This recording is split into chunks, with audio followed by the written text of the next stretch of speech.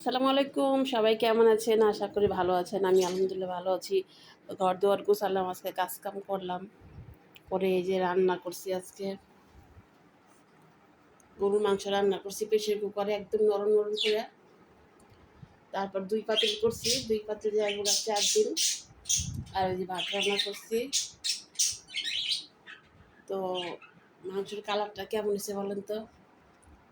মাংসের কালারটা যেমন সুন্দর হইছে, খাইতেও কিন্তু সেই হইছে। একদম নরম, নরম মাংসটা।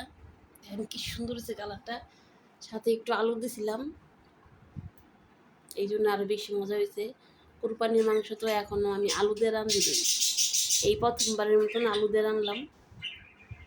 ২ দিন করলাম, ২ পাতিল করলাম, যাই হোক ৪ দিন।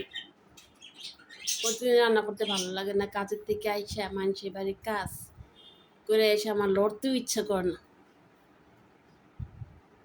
তো এখন রান্না বান্না শেষ করলাম, এখন আমি রান্না শেষ করলাম, এখন আমি খাইছি একটু, খাইয়া ওই আজান দিছে আর নামাজ পড়বো।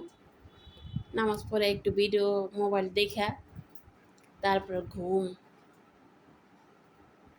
তা আপনাদের কাছে মাংসটা কেমন হয়েছে, কালারটা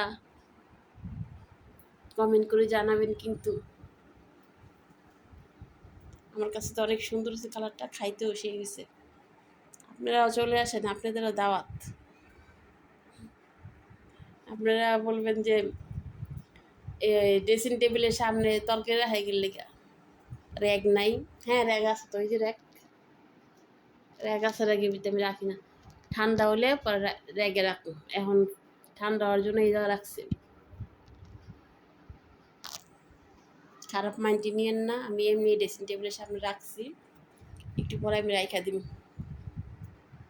তো ভালো থাকেন, সুস্থ থাকেন, আল্লাহ হাফেজ।